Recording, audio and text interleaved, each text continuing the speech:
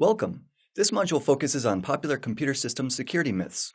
Let's start by reaching back in the history to get a better picture of the origins of these false assumptions. PCs turned 30 just recently. The first 32-bit computer was created in 1980 by AT&T, and the first IBM PC was created in 1981.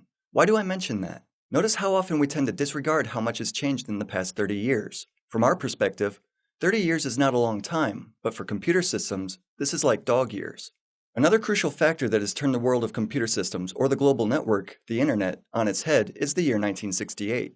This was when the Internet research began. How did it all come about anyway? The history of the Internet starts with ARPANET, a network that joined 4 computers located in 4 different universities. ARPANET was originally designed for the military. Why did Americans invest in researching it? They lost the race to launch the world's first satellite. This was 1968. The fact that they lost the space race to the USSR was a major source of concern and brought up a near panic in military circles. The Russians appeared to be more innovative and more knowledgeable, and they gained a potentially military advantage over the US. How should they defend themselves against it? Intelligence centers needed to be connected, but in order to do this, a way of transmitting information had to be developed to connect them. ARPANET was strictly military in its origin. It was not created with users in mind, and by users, I refer to people that use the Internet today. This has to be emphasized in this stage of the course. The net we know today was developed in the 90s. The World Wide Web was created only 20 years ago, and its appearance completely changed the way global computer networks have been used. Another factor that contributed to the creation of computer system security myths, which we'll list in a minute, is the fact that most of us use computer systems to a limited extent, to achieve specific goals.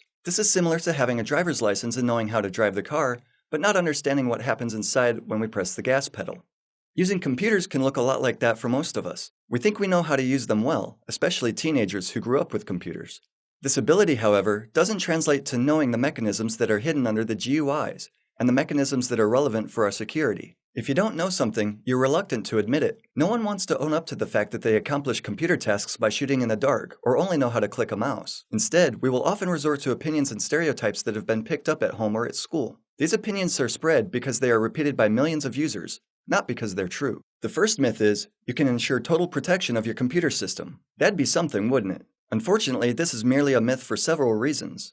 If you wanted your system to be secure, you would need to bar users from interacting with it. You can't be sure whether or not the goals and aims of users are in fact malicious. So the ideal computer in this scenario doesn't accept any input. It does not have a mouse or any keyboard, or any port that you could use to plug in a smartphone. But it's still possible that this computer, safe and secure from users, could still pose a threat. It could, for example, have software that, although tested, sometimes brings up errors that could be exploited to lower the security of the system. An intrusion or data extraction is a concern here. This should never happen in a fully protected computer system. The software has to go. Don't install any programs, including operating systems, and don't attach any devices to your computer. The principle of a secure computer is within reach. Now it only needs to be physically protected. If it's turned on, someone might use it to read data saved on the disks. So to secure it physically, you could, for example, pour cement over it and throw it in a well. Now you're nearly 100% secure, though we can't guarantee full certainty. Your system is useless, but looks secure enough. The next myth, no one would want to attack your system. It's hard to determine the origin of this myth. In all probability, you're letting a real-world experience influence your perception of virtual security. You know that there are some districts you can walk safely through at night, and you assume that your business computer network is very much like this safe, well-lit area. You don't have any lowlives living in it, and everything has always been all right. Geographical distance is not a factor in the Internet, though. Even if your neighborhood seems to lie far from any threat, it doesn't mean that it'll be so in the next 10 seconds.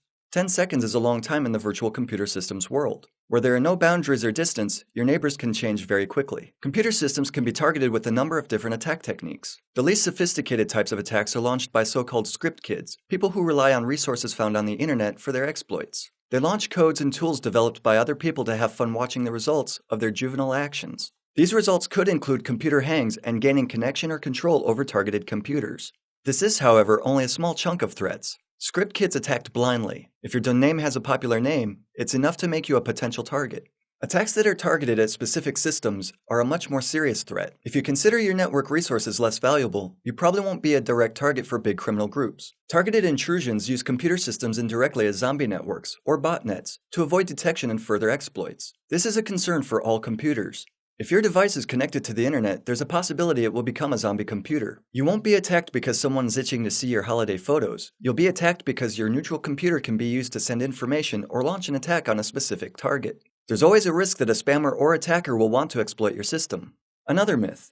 It's possible to successfully protect users from malicious and unwanted software. Computer system administrators should set up a system in a way that protects users from running unwanted software. How can this be achieved? You can only protect users through antivirus software. The drawback is that antiviruses only detect a small portion of threats. There's still a high risk that an unaware user will launch on his computer a malware file compiled for specific needs. This doesn't require knowing how to use an assembler or 16 years of coding experience. All you need for this is to read a few articles on the internet and choose a pre-made tool. If administrators were strict, security-wise, and blocked access to all software, this would essentially replicate the scenario from the first myth. The system would be more secure, but it would also be less functional, and you can't afford to decline in the functionality. Firewalls protect computers from all remote attacks is another of our myths. You can see in the bottom part of the slide how a firewall looks from the standpoint of your computer system. The picture shows names of protocols in the rungs. We're interested in 2 of them. The first from the bottom is UFBP, abbreviated from Universal Firewall Bypass Protocol, which is slang for HTTP. The HTTP protocol has a secure variant as well, HTTPS, also known as HTTP Secure. Why are they represented in this way in the picture? The majority of firewalls filter traffic based on port numbers or sessions, and both methods are completely ineffective. It's easy to send protocols other than HTTP through port 80.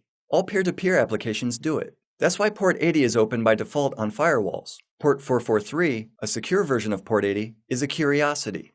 It allows you to pass all sorts of data through firewalls. This works both ways, as we'll discover in following modules, and also disables the monitoring of traffic. Administrators won't pay any attention to it because the data will be encrypted and, as a result, unreadable. The data will all look the same, whether it's encrypted credentials of lawful users who visit a bank page, or if it's a remotely downloaded customer database. Firewalls have long ceased to be an effective protection measure against remote attacks.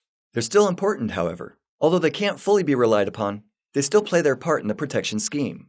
Another myth. Thanks to XYX technology, you don't need physical protection or a security policy. Why is this false? All applications can only be used for protection if they're turned on. Shutting down your operating system, it's hard to believe that it would still protect the data saved on the disks. It doesn't, and it can't. This is true also of any other device. Let's go back to firewalls for a moment. Even if you paid $5,000 for a mid-range firewall, it won't defend your system against locally driven attacks, which, for example, may be launched from the computer standing next to your own. In other words, technological security measures are vital. They should only be part of a larger security policy for your company. We'll talk about that in the next part of this course.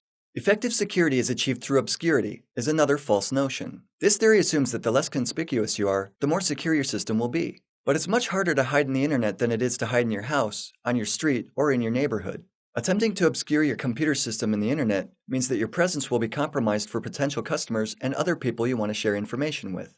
Not connecting to the internet in the first place wouldn't make for a big difference. Any system that performs some operations can disclose a lot on its configuration and the people who manage it. This information is out there for the public, and in the next parts of this course, we'll learn to read it. The next myth. Client-side security successfully protects the server. An example is a client application, which does not allow users to enter -1 as a value in the price field on an online shop.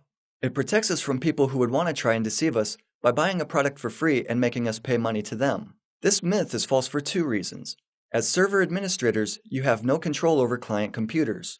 The client could be the administrator of his computer and will be able to use it freely. He could, for example, tamper with the functioning of your secure web page used for online purchases. Not being a programmer, the user may not want to modify the code on the web page, but he can connect to the page bypassing your application on a public server. You can't force all users to connect to the server always using your application. If there's communication, users can always set it without having to use an X program if they know how to do it, and the program that will be used instead may not function exactly as you wish it would. Cracking passwords is the biggest threat, is another myth from our list. Yes, you should protect your authorizations. It's not true, however, that if an unauthorized person gains access to your authorizations, he or she may hijack your identity in a computer system. It's also not true that cracking a password consists of trying algorithms and authorization procedures until an unencrypted password is determined. It's far easier to simply ask a user to provide a password.